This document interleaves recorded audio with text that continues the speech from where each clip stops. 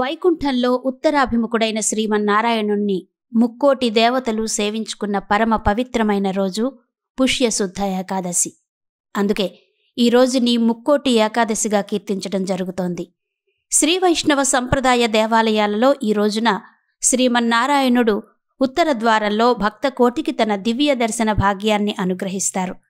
ఉత్తర ద్వారం నుండి ఆలయ ప్రవేశం చేసి భగవంతుడిని దర్శించుకుంటేనే సత్ఫలితాలు సిద్ధిస్తాయని పండితుల వాక్కు. ఈ నేపథ్యంలో దక్షిణ భారతదేశంలోనే ప్రముఖ శ్రీవైష్ణవ పుణ్యక్షేత్రమైన సింహాచలం వైకుంఠ ఏకాదశి ఉత్సవానికి ముస్తాబైంది. తెల్లవారుజామున 5 గంటల నుండి ఉదయం 10:30 గంటల వరకు సింహాచలేశుడు వైకుంఠ నారాయణుడి అలంకారంలో ఉత్తర ద్వారంలో ఆసీనుడై భక్తులను అనుగ్రహించనున్నారు. అనంతరం సింహాచలేశుడు ఉభయ దేవేరులతో కలిసి తిరువీధికేగుతారు. సింహగిరి పురవీధుల్లో తిరువీధి ముగించుకుని స్వామివారు ఆలయ ప్రవేశం చేసిన తర్వాత సుమారు మధ్యాహ్నం 1 గంట సమయంలో దర్శనాలు నిలిపివేస్తారు. ఈ రోజు నుండి ధారోత్సవాలు కూడా ప్రారంభమవుతున్న నేపథ్యంలో మధ్యాహ్నం సుమారు 3:30 గంటల తర్వాతనే భక్తులకు పునః దర్శన భాగ్యం కలగనుంది. ఈ సమయంలో గంగధార నుండి గోదాదేవిని తోడ్కొని వచ్చి వేడుక నిర్వహిస్తారు.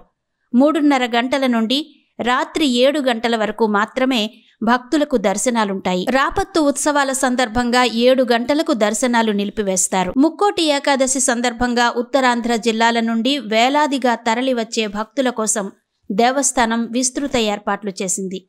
ఈవో వి త్రినాథరావు, ఈఈలు శ్రీనివాసరాజు, రాంబాబు నేతృత్వంలో జిల్లా అధికార యంత్రాంగం సన్నద్ధమైంది. పోలీస్ అధికారులతో కలిసి దేవస్థానం అధికారులు ఏర్పాట్లను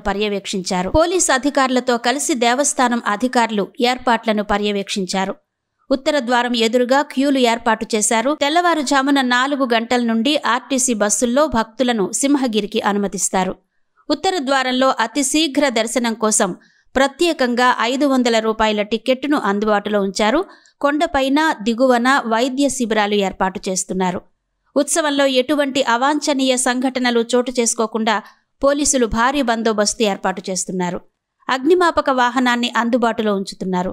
అదనపు సిబ్బందిని డెప్యుటేషన్పై తీసుకువచ్చి విధులను కేటాయిస్తున్నారు. ఏకాదశి విశేషమైన పొంగలి ప్రసాదాన్ని భక్తులందరికీ అందించేందుకు సన్నాహాలు చేస్తున్నారు. ప్రోటోకాల్ పరిధిలోకి వచ్చే ప్రముఖులకు మినహా మరెవ్వరికీ అంతరాలయ దర్శనం ఉండదని అధికారులు తేల్చి చెప్పారు.